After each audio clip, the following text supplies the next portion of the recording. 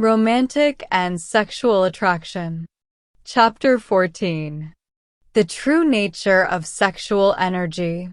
At some point in our lives, the sexual urge awakens in us, but we are never taught that this energy that we label sexual is in fact the life force of connection, intimacy, and compassion. It is important to really understand this. When we gain more certainty in open intelligence, we begin to see that what we call sexual energy is always present as the energy that pervades everything that is. It is not something that is merely localized in an individual or in the pleasure that seems to be limited to sexual expression. Sexuality is really the life force of connection with everyone and everything that is naturally inherent in open intelligence, so never be confused about that. Typically, what we know about the expression of our sexual nature is that we want to get together and have sex with someone else whom we find attractive. There will be certain people we like to have sex with and others that we don't. When we want to have sex, then we seek it out, and once we get it, then we will want to keep having it and have ever better versions of it. Yet, no matter how good the sex is, it will never quite be all of what we want it to be.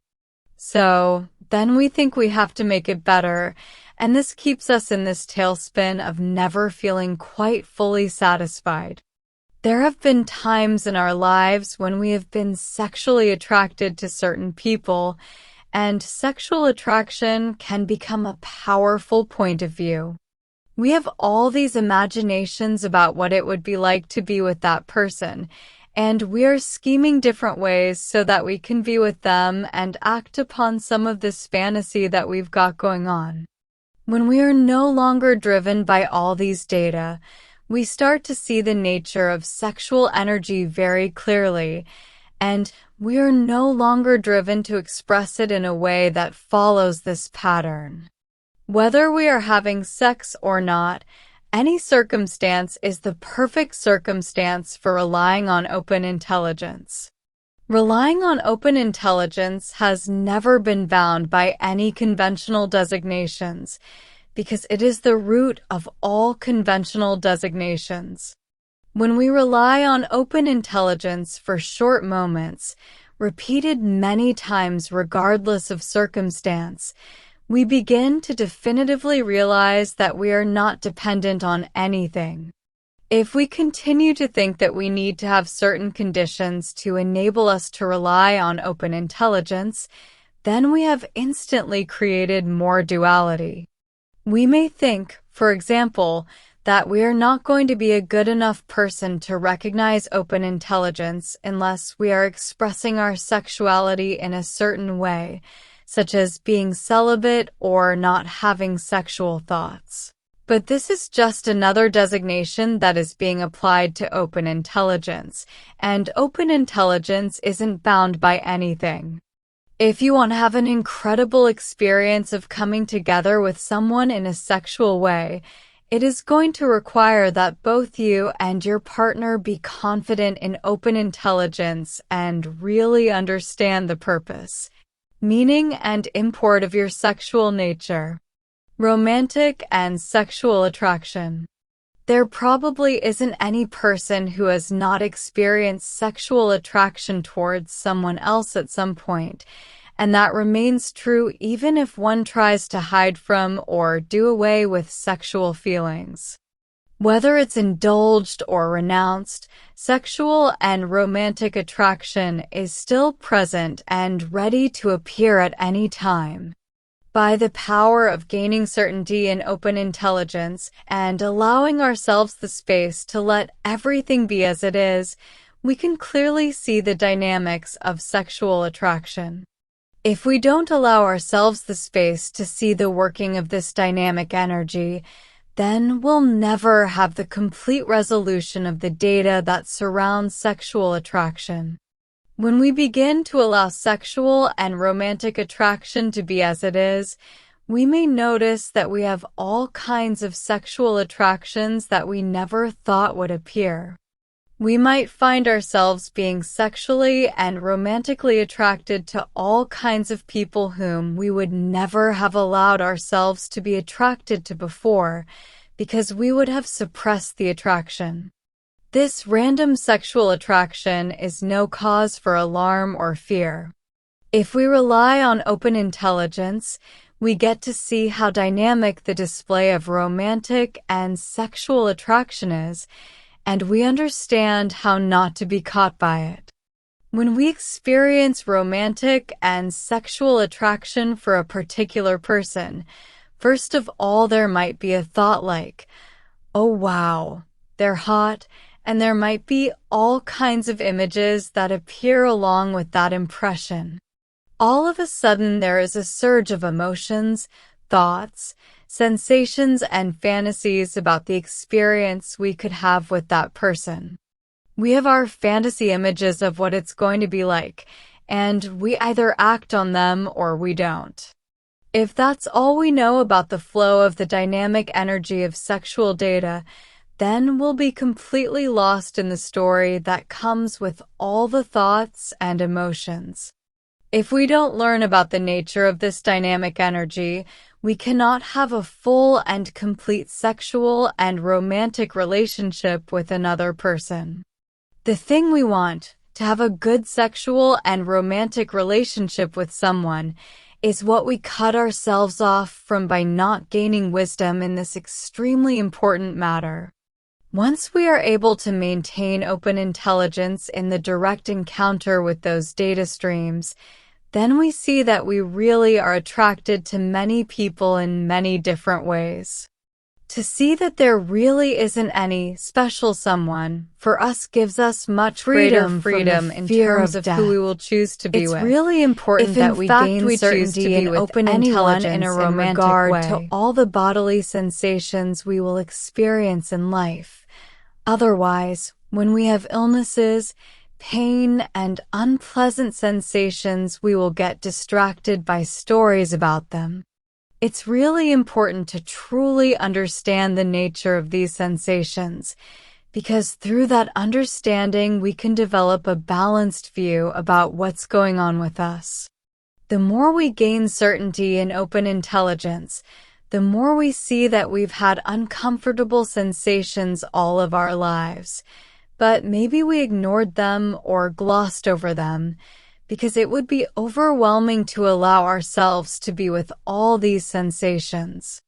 The reason we may have repressed or ignored these uncomfortable physical symptoms is that we don't want to face the fact that we're going to die. Well, guess what? We are going to die. When we gain certainty in open intelligence, we can allow all the sensations, the comfortable ones, the uncomfortable ones, and all the ones in between, to be as they are. We uncover an incredible wisdom that has a totally balanced view.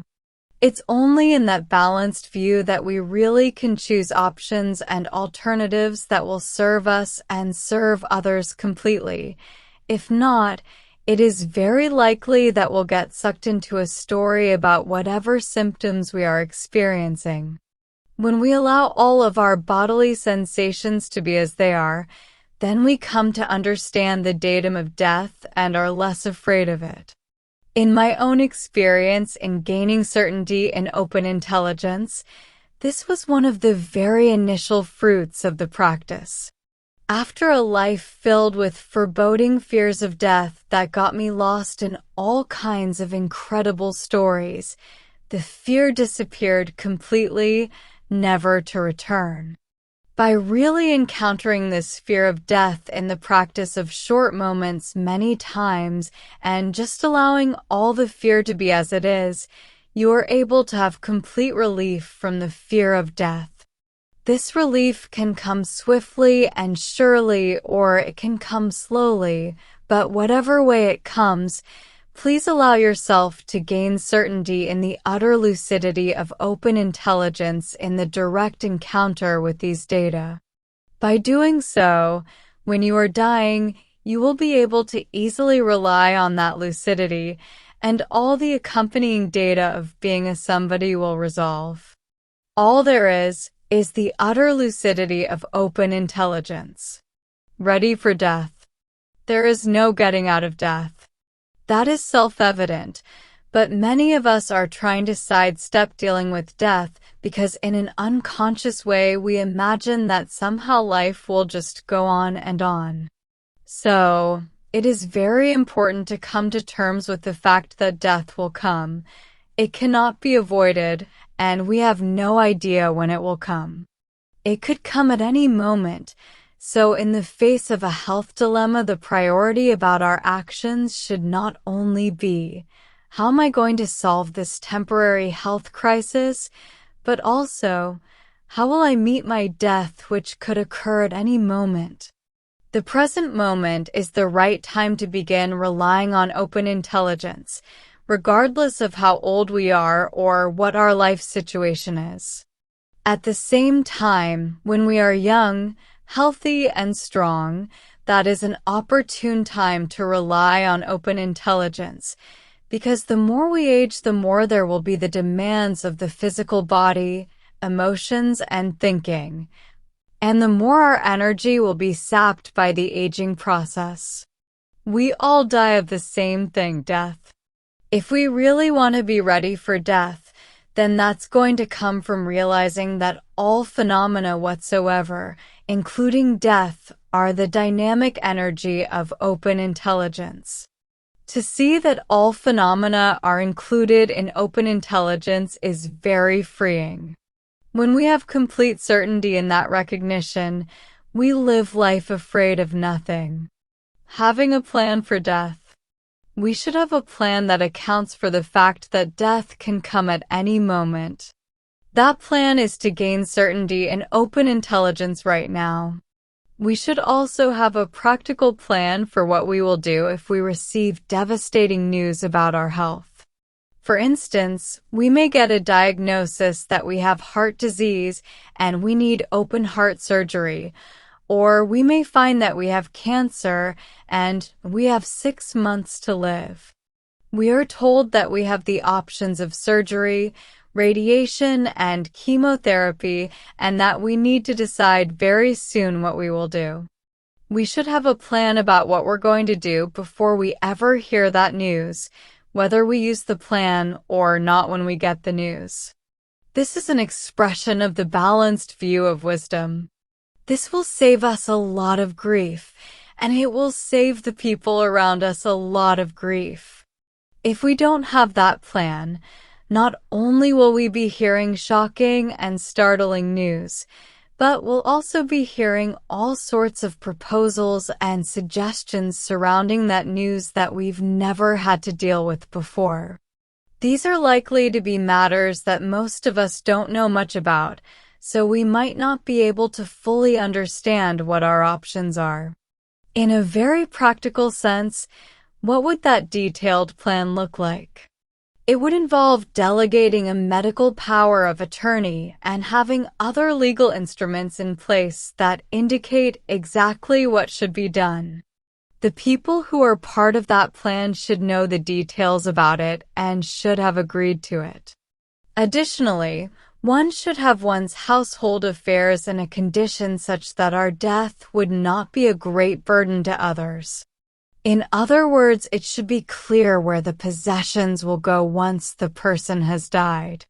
There should be a will that has been drawn up with clear direction in terms of a funeral and whether there will be a burial or a cremation.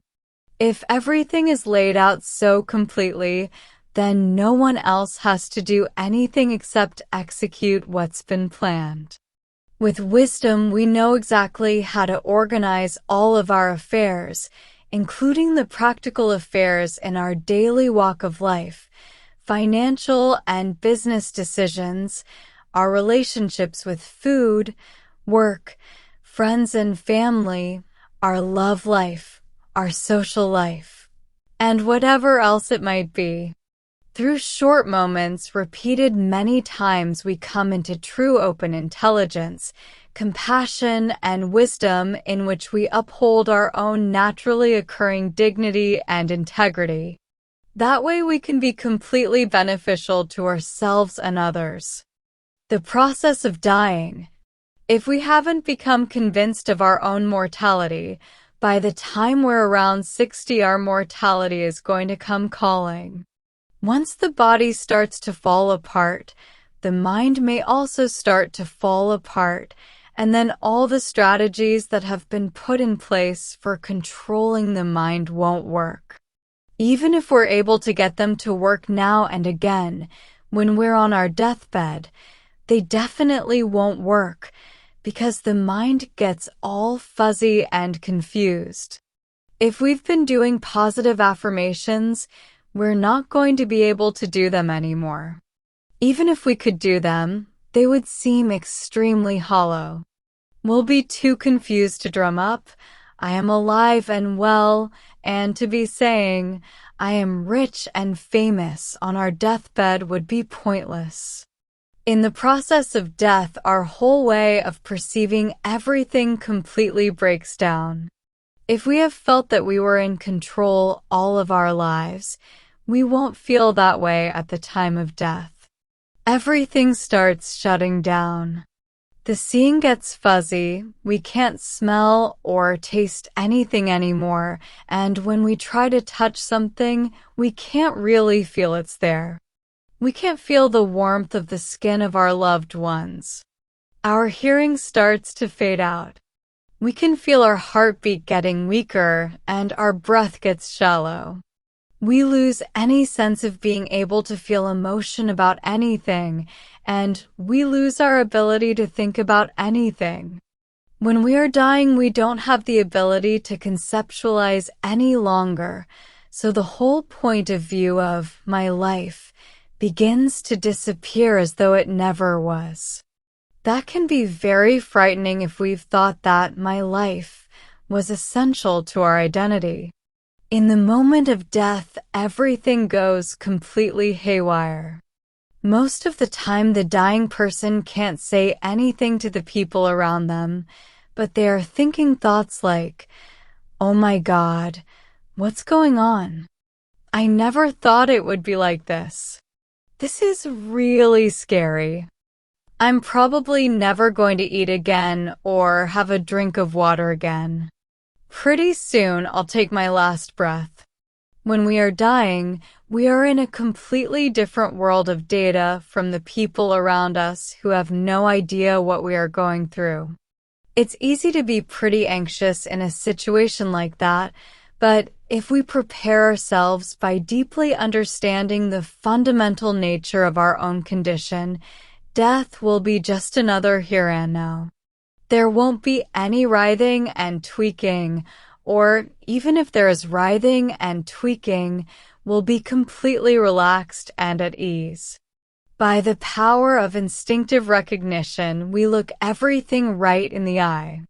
When we look death right in the eye, then we're no longer afraid of it. Every here and now, whatever it is, no sight, no hearing, no taste, no touch is just fading away. By the power of instinctive recognition, we are as we are, right here and now. When we draw our final breath, even though we will all die someday, it isn't open intelligence that dies. Our phenomenal appearance may change, but it only changes within the continuous flow of open intelligence, what it's always been anyway. When we recognize that the indestructible basic state of open intelligence is the basis of all of our appearances, including our death, then we can have an easeful death because we're not looking at our death as being a separation or an end. It isn't that we need to think this through and convince ourselves. We instinctively realize that death is merely another data within open intelligence that has been labeled as something and then given significance based on the definitions of the perceiver.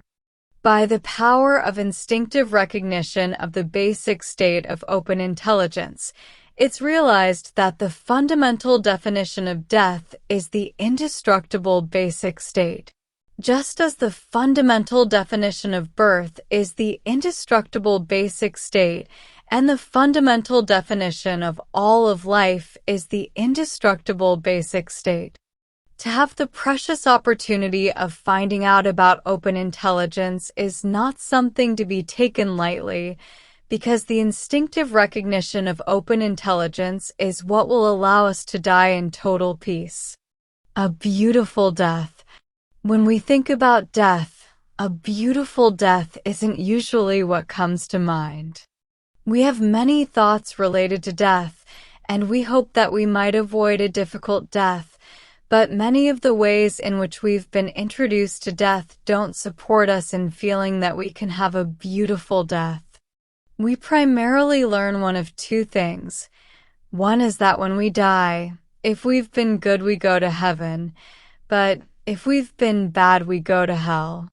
The second belief that many people have is that when we die, we will be reincarnated according to our karma, and we will get another lifetime in which we hopefully can have a better life.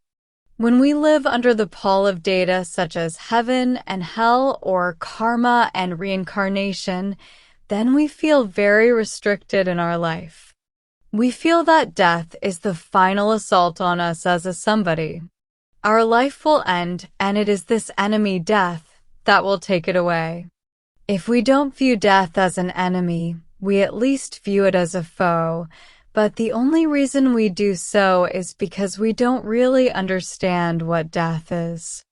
It's really important for us to realize that this death that we all will face is very much something that we can become acquainted with in life. How do we become acquainted with it? By knowing who we are. Gradually, we become familiar with ourselves as the timeless nature of open intelligence that is the space of all data, including the datum of death. When we live our lives with great diligence as timeless open intelligence, we have the great fortune of knowing that we are free. We no longer have the concerns of the body, and all the restrictions of our body vanish naturally. We're very clear that the body is a datum and that it's not the basis of who we are.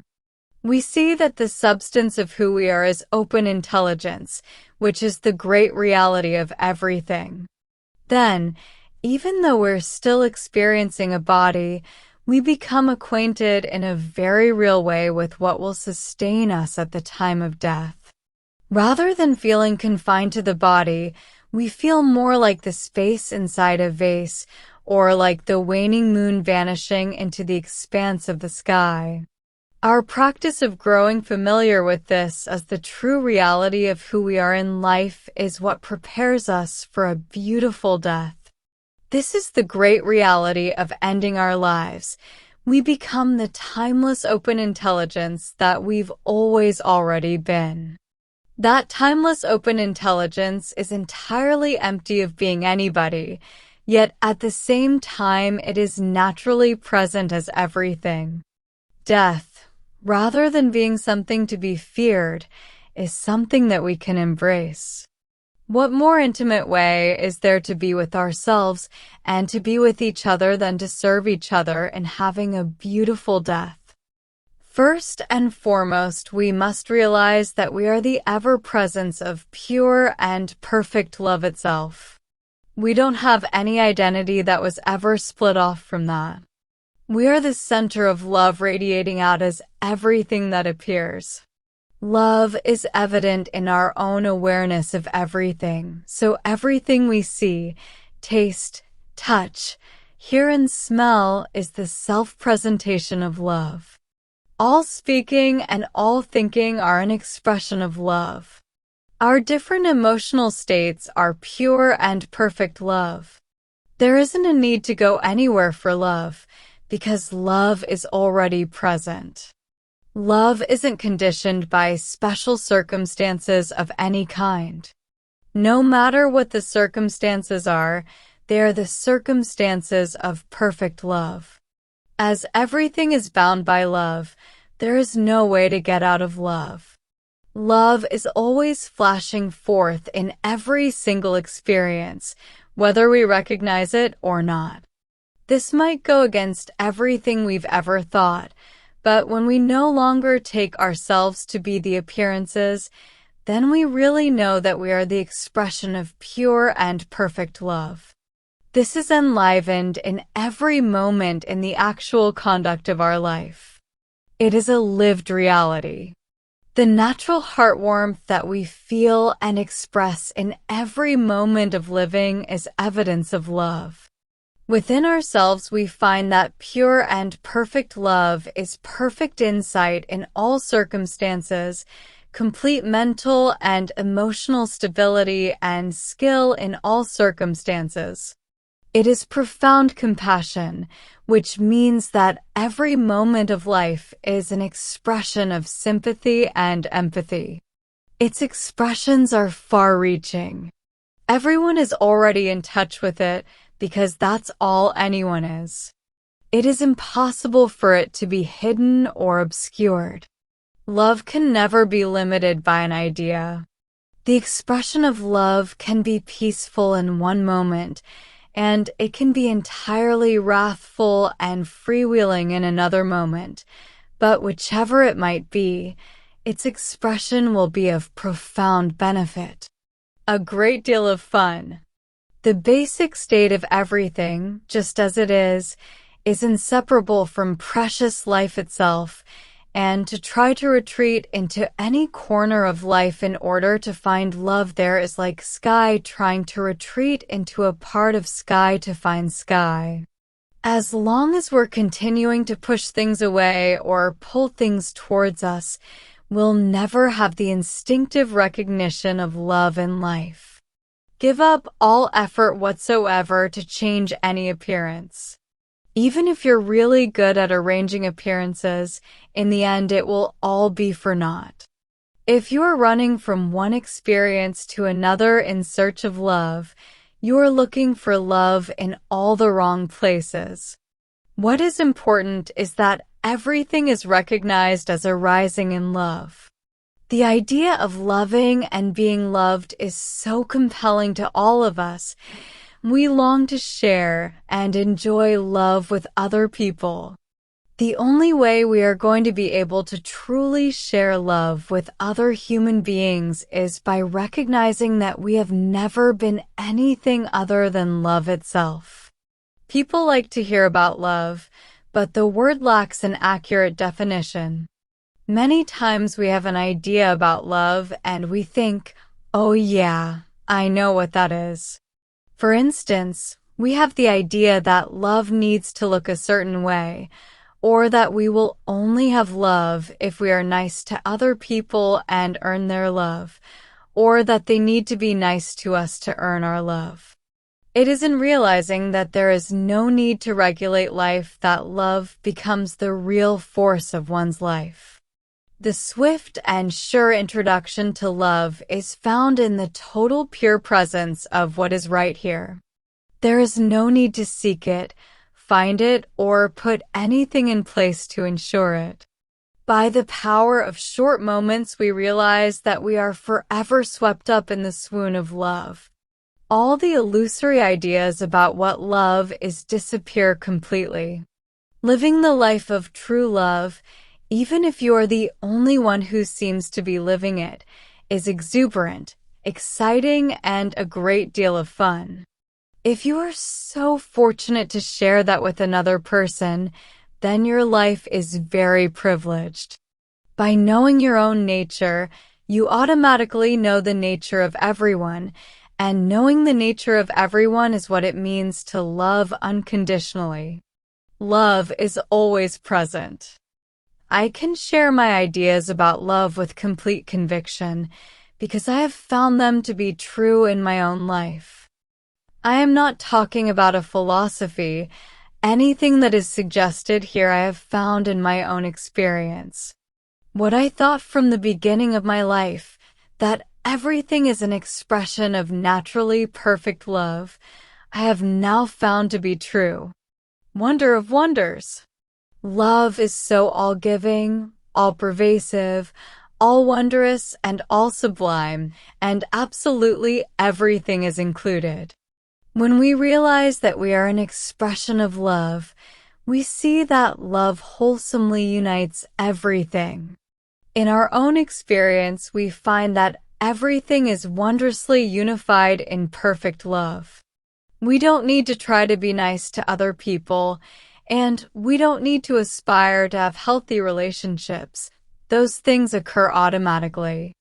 We are happy to know the people around us and share life together with them in a truly intimate relationship that doesn't need to look any special way. Love is totally out of control, but in fact we wouldn't want it any other way. When we are able to know that love already is as it is and always will be, then we live life in a completely relaxed way, because we automatically know that we're going to be able to respond with true connection no matter what situation appears. Gone are the days when we feel that we need to figure out what to do and spend days plotting out circumstances to create some clarity out of the confusion. Love is always present, and its truly sublime skillfulness cannot be equaled by any conception of what to do or how to act. Love is a spontaneous heartburst of perfect expression that's present in all situations, in living life in a totally ordinary way, sharing with each other with complete openness and being willing to plunge into all experience with confidence. Everything all at once is wholly positive. All at onceness is the expression of love's force. Whether the expression is of a pleasurable thought or one that is horrible, whether life is seen as boring, dull, and passive, or as ecstatic, we deeply recognize in ourselves that all of it is the perfect expression of love. There is never any need to wonder as to where love is. When we find it, we see that it is completely empty of anything else other than itself. It is naturally present, and its true love force is one of perfect responsiveness in all situations without exception. Tremendous power, energy, and love. If you're walking down the street and you see someone behaving in an odd manner, and the thought comes, look at that person over there. Why do they have to act that way? Just know that everyone, no matter who they are, is absolutely yearning for love. They're yearning for a sense of connection with everyone and everything, and that's the only reason anyone does anything. We're always searching for that love and sense of connection. To recognize this completely changes your perspective, and you can see yourself and everyone else in a new and profound way. It is possible for you to see how many people there are who are burdened with fear and loneliness. If you have little fears or big fears, why continue to focus on them as being your fears? They are the fears of all beings appearing in the immediacy of the here and now, and they've never been limited to being an isolated fear occurring for one individual. It only seems that way if that's what you believe. It can perhaps seem overwhelming to be alert to all the fear and suffering that are taking place around you. However, in doing so and allowing your own natural blissful compassion to be present, you discover a tremendous power, energy, and love that you may never have noticed before, but which were always present. True intimacy.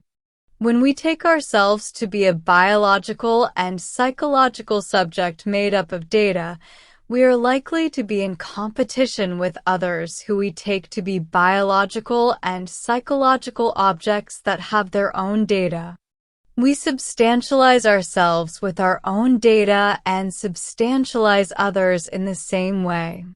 We do this in so many arenas of life, in our families, in our intimate relationships, in the workplace, in social and political organizations, business, everywhere. Substantializing ourselves with data and comparing ourselves with and competing with others. We never have any true intimacy in this way, not with ourselves or with anyone else.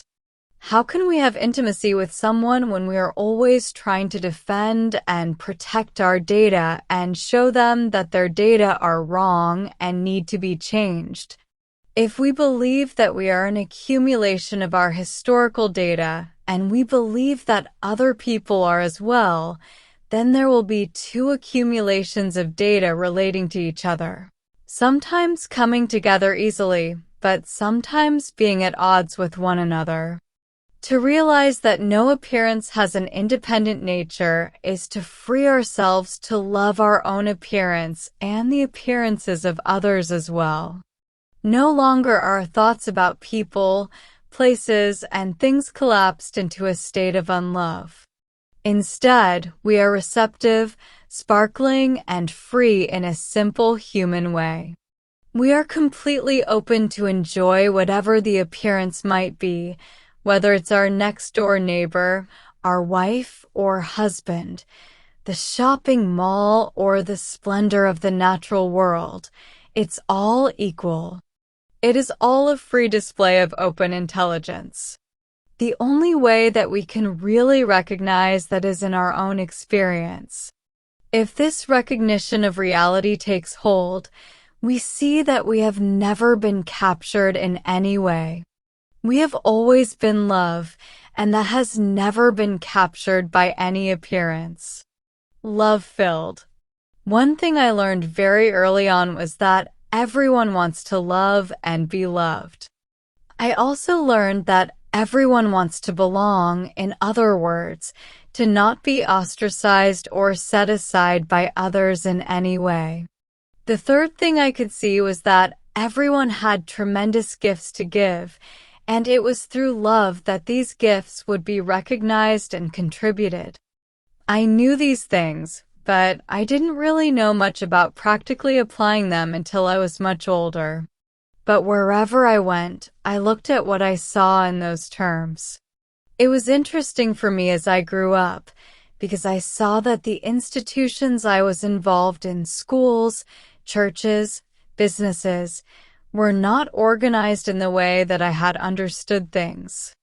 In fact, they were organized as structures of fear, based on the idea that if you didn't toe the line and behave according to expectations, you wouldn't be loved, you wouldn't be allowed to belong, and you could be sent away. How would a person be able to find his or her strengths, gifts, and talents in an atmosphere like that? From the time I was young, I had a deep belief that if people got familiar with love, all of the things I had wished for would become possible. If we knew ourselves as love, then our families, communities, institutions, countries, and our world would become love-filled. I have stayed with this belief until it became an actuality, and I know now that it is true. As one of many participants in this worldwide Short Moments organization, I know that it is possible to have organizations that are filled with love and caring, where everyone is mutually supported to succeed. If we see that sexual and romantic attraction or having a romantic partner is not necessary to our well-being, then we have complete freedom as to whether we will have a sexual relationship or not. If we choose to not have a relationship, it won't be because we've cut off or renounced our sexual feelings and sensations. Through understanding the dynamics of sexual attraction completely, we come into an authentic relationship with whomever we choose to be with. Total pleasure. Most of us develop very ambivalent belief systems about our sexual nature. What that means is that we love sex, but at the same time we have all sorts of conflicting ideas about it. We may have learned that only certain kinds of sexual lifestyles are appropriate, or that sexual relations should only occur in a monogamous relationship, or that one should not engage in sex before marriage, or conversely, that anything is allowed as long as it feels good. We may have also learned to be troubled by the sexual fantasies we have. Over time, we absorb a belief system from the culture in which we have grown up, and that cultural belief system is quite possibly present in us in a completely unconscious way. The more of these belief systems we acquire, the more ambivalent we feel about our sexual nature. We may hear all sorts of different ideas about sex from many different sources, but that doesn't really resolve the ambivalence about sexuality. The sexual movement that we feel in the body isn't always interpreted in the same way by all people, nor do we always interpret it in the same way for ourselves. We circle around in these many belief systems without having a clear notion of what the energy in us actually is. The more we release our hold on these strict belief systems, the more complete we feel about ourselves and others, and the more understanding we have for ourselves and others. If we rely on open intelligence while exploring our sexual nature, we have the direct experience of the reality that our sexual nature is nothing other than open intelligence itself, and that there is no reason to be ambivalent about our sexuality.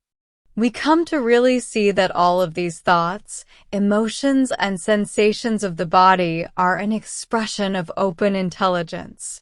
But if we mix the thoughts, emotions, and sensations together and make a decision about engaging sexually only based on them, without recognizing their essence as open intelligence, there won't be clear seeing.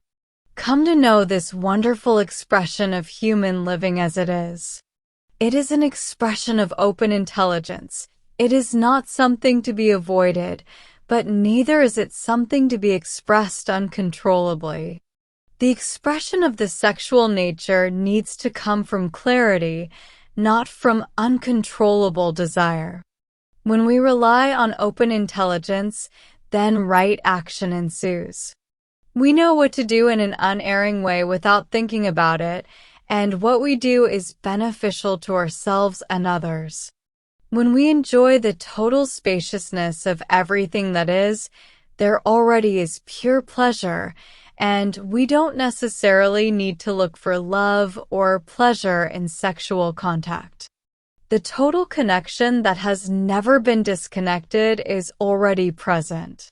Whether we are practicing celibacy and solitude or whether we are engaging with another person in a sexual way, sexual desire is not something that is other than what is totally pure.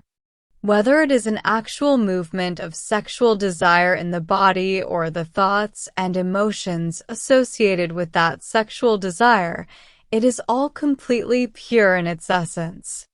If we have this unclouded connection with our true sexual nature, then when we are sexually active, everything about that sexual activity, the seeing, tasting, touching, hearing, smelling, we know to be primordially pure and imbued with open intelligence. To enjoy the free-form play of total purity, clarity, total pleasure, and complete love without needing to change anything is quite extraordinary. Sexuality in young people. When young people move into their teenage years and sexual feelings come alive in them, most are told to avoid those feelings. They are told to not explore those sexual feelings with themselves and be self-sexual, and they are cautioned about exploring these sexual feelings with others. This tremendous energy that appears in young people, which is usually described as sexual energy, is in fact the force in a person to connect with all things and all people. Young people begin to experience this tremendous energy of connection with others at this time of their lives when they also begin to look beyond the confines of the family. But if this energy of connection is made into a belief system and described in erroneous ways, then it becomes an area in which the young person feels limited and confused, and they never really know what to do about this powerful energy. All over the world, we are seeing increasingly sexualized teenagers, or even younger people, who have no understanding of their true sexual nature. We as adults are participating in actions that point young people towards these overly sexualized behaviors, and we are not demonstrating the sort of clarity that would help them in dealing with their sexual urges. With the role models that young people have in their own families, with friends, television, films, advertising, or the celebrities they are often so fascinated with, the examples are often very poor.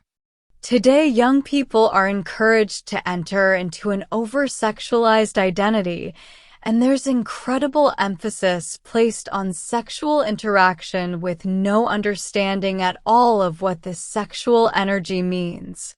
There's a lot of talk today about freedom of sexual activity, and this is being promoted very overtly and publicly in many forums. For example, the internet is an example of the very open display of a wide range of sexual activity. Things that were formerly not spoken about or were completely hidden are no longer hidden away in the fantasies of a few people. Anyone who wants to do so can find any expression of sexuality on the internet, and young people are very readily exposed to these things. We really have to ask ourselves what kind of freedom we want for ourselves and for our young people. Do we want this kind of freedom that gives license to any sort of expression, no matter how harmful it might be? Or do we really want to gain confidence in a more fundamental freedom that has a practical application in each one of our own lives and in the lives of people everywhere? This fundamental freedom is not a matter of merely doing whatever one wants to do anytime one wants to do it. It is the freedom that naturally occurs when one lives as the open intelligence of one's fundamental nature. Real satisfaction. The pattern of sexual desire is very easy to trace. You see an attractive person and you start having all kinds of sensations in your body. You like the way these sensations feel compared to other sensations, like a headache or a sore knee. So you decide, perhaps unconsciously, that you're going to set up more situations where you can have these pleasant feelings. Once you see that special someone you're attracted to and who will provide more of those pleasant feelings, one of your main missions is to have that special someone be attracted to you. You want to make the desired person see you the way that you want to be seen so that they will be attracted to you.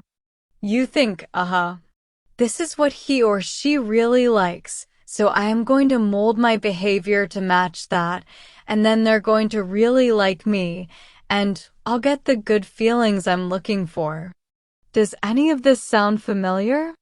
When we look at it this way, it really seems rather comical, but when we are lost in all the thoughts, we can feel powerless and overwhelmed. What is for sure is that this is not a sound basis for an honest relationship. This sort of behavior is something you want to confront head-on with the power of open intelligence, and certainly there are more and more people who are gaining certainty in open intelligence who are committed to having honest relationships. Anything you want out of sexual desire, romantic relationships, intimacy, or connection with another human being is going to come from gaining certainty in open intelligence. From certainty in open intelligence, and from the vantage of that incredible perspective, you're going to find the satisfaction you are really looking for. You're not going to find it in the same old routines of identification of a target and then seduction of that target by pretending to be somebody you are not. The choice to be clear, honest, and open is what we call the path of no bullshit. You really have to get real with yourself and with what you've been up to. But when you do, it can be truly incredible. Training in pervasive open intelligence. When you take sex to be a special thing that can somehow solve your problems or make you feel better, then it's nothing more than an antidote. It is the same with any other antidote, whether it's money, food, work, relationships, having fun, being entertained, or whatever it might be. They can all be employed to make you feel better for a time. Extreme sexual states and longings can appear, but even amidst those strong sexual feelings, you can still experience timeless freedom. It is crucial that you recognize this, because you will face times when this unsatisfied longing will appear, even if you don't feel it now. To train in the timeless freedom of open intelligence guarantees that when these unexpected states come up, you're going to be okay. At every turn there might be some kind of seductive point of view, money, fame, desire, sex, that we could get involved in that we think is going to make us happy. But no matter how seductive it might be, there really isn't anything there. When we rely on the open intelligence that is the basis of all these seductive influences, then we can really come to know ourselves to be beyond seduction. What is more important, to get lost in yet another alluring stream of data or to gain familiarity and certainty in open intelligence? What could be better than feeling absolutely okay no matter what comes up? Training ourselves in pervasive open intelligence guarantees that we don't have to run after antidotes in any situation.